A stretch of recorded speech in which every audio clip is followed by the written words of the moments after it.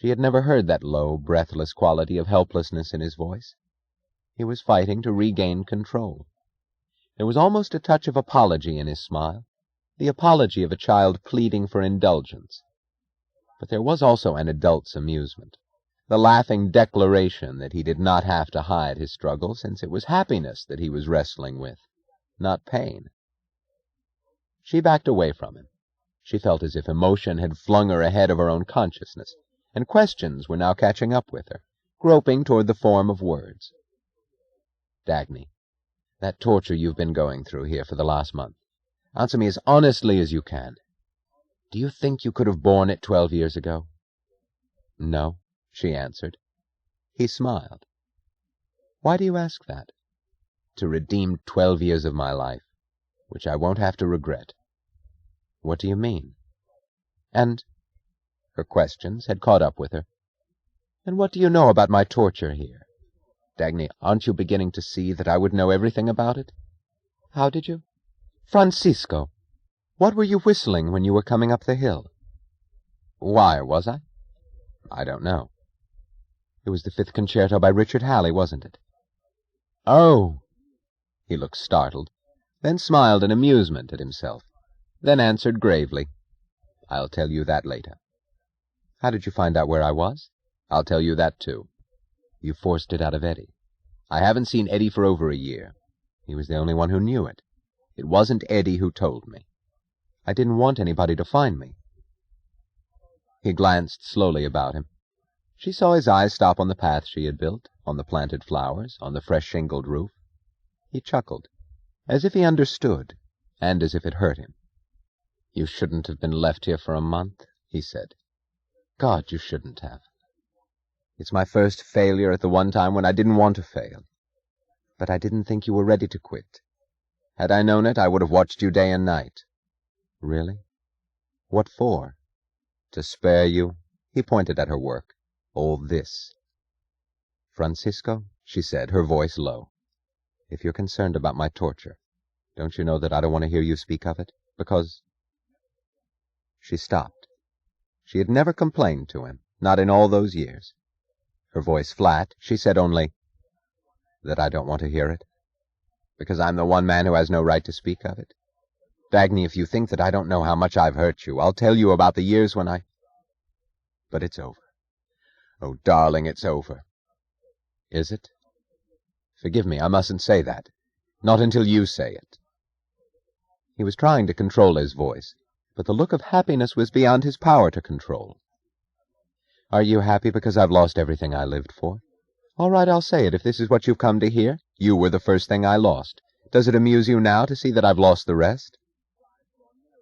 He glanced straight at her, his eyes drawn narrow by such an intensity of earnestness that the glance was almost a threat, and she knew that whatever the years had meant to him, amusement was the one word she had no right to utter. Do you really think that? He asked. She whispered, No. Dagny, we can never lose the things we live for. We may have to change their form at times if we've made an error, but the purpose remains the same, and the forms are ours to make. That is what I've been telling myself for a month, but there's no way left open toward any purpose whatever. He did not answer. He sat down on a boulder by the door of the cabin, watching her as if he did not want to miss a single shadow of reaction on her face. What do you think now of the men who quit and vanished? He asked.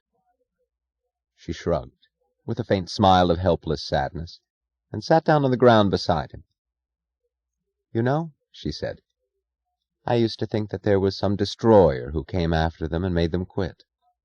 But I guess there wasn't. There have been times this past month when I've almost wished he would come for me, too. But nobody came. No.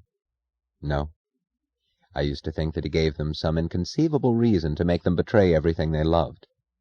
But that wasn't necessary. I know how they felt. I can't blame them any longer. What I don't know is how they learned to exist afterward, if any of them still exist. Do you feel that you've betrayed Taggart Transcontinental? No. I feel that I would have betrayed it by remaining at work. You would have. If I'd agreed to serve the looters, It's Nat Taggart that I would have delivered to them. I couldn't let his achievement and mine end up with the looters as our final goal. No, you couldn't. Do you call this indifference? Do you think that you love the railroad less than you did a month ago? I think that I would give my life for just one more year on the railroad. But I can't go back to it. Then you know what they felt, all the men who quit, and what it was that they loved when they gave up. Francisco, she asked, not looking at him, her head bent. Why did you ask me whether I could have given it up 12 years ago? Don't you know what night I'm thinking of, just as you are?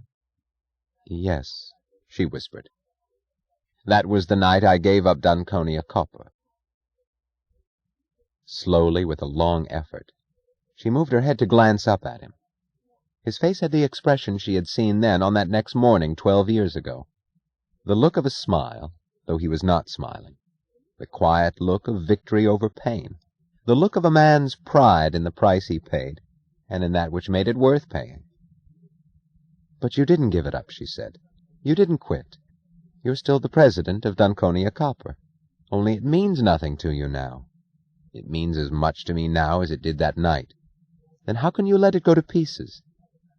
Dagny, you're more fortunate than I. Taggart Transcontinental is a delicate piece of precision machinery. It will not last long without you. It cannot be run by slave labor. They will mercifully destroy it for you, and you won't have to see it serving the looters. But copper mining is a simpler job. Dunconia Copper could have lasted for generations of looters and slaves. Crudely, miserably, ineptly. But it could have lasted and helped them to last. I had to destroy it myself. You what? I am destroying Dunconia Copper, consciously, deliberately, by plan and by my own hand. I have to plan it as carefully and work as hard as if I were producing a fortune, in order not to let them notice it and stop me, in order not to let them seize the mines until it is too late. All the effort and energy I'd hoped to spend on Dunconia Copper, I'm spending them. Only it's not to make it grow. I shall destroy every last bit of it, and every last penny of my fortune, and every ounce of copper that could feed the looters. I shall not leave it as I found it. I shall leave it as Sebastian Dunconia found it. Then let them try to exist without him or me. Francisco, she screamed, how could you make yourself do it? By the grace of the same love as yours, he answered quietly. My love for Dunconia Copper, for the spirit of which it was the shape, was and some day will be again. She sat still, trying to grasp all the implications of what she now grasped only as the numbness of shock.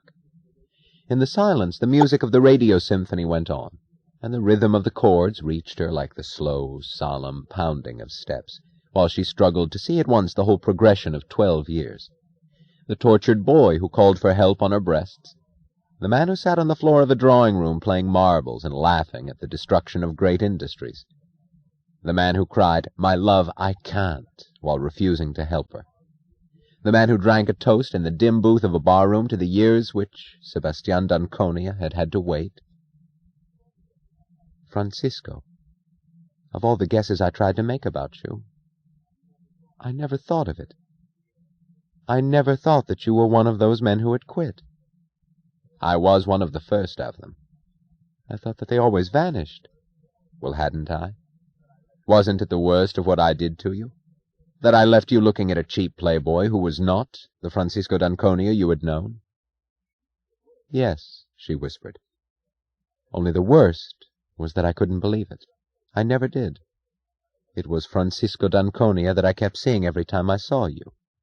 I know. And I know what it did to you. I tried to help you understand, but it was too soon to tell you. Dagny, if I'd told you, that night or the day when you came to damn me for the San Sebastian mines, that I was not an aimless loafer, that I was out to speed up the destruction of everything we had held sacred together, the destruction of Dunconia Copper, of Taggart Transcontinental, of Wyatt Oil, of Reardon Steel, would you have found it easier to take? Harder, she whispered. I am not sure I can take it even now. Neither your kind of renunciation nor my own. But Francisco, she threw her head back suddenly to look up at him. If this was your secret, then of all the hell you had to take, I was— Oh, yes, my darling, yes. You were the worst of it. It was a desperate cry. Its sound of laughter and of release, confessing all the agony he wanted to sweep away. He seized her hand. He pressed his mouth to it, then his face, not to let her see the reflection of what his years had been like. If it's any kind of atonement, which it isn't. Whatever I made you suffer, that's how I paid for it. By knowing what I was doing to you, and having to do it, and waiting to... But it's over. He raised his head, smiling. He looked down at her, and she saw a look of protective tenderness come into his face, which told her of the despair he saw in hers.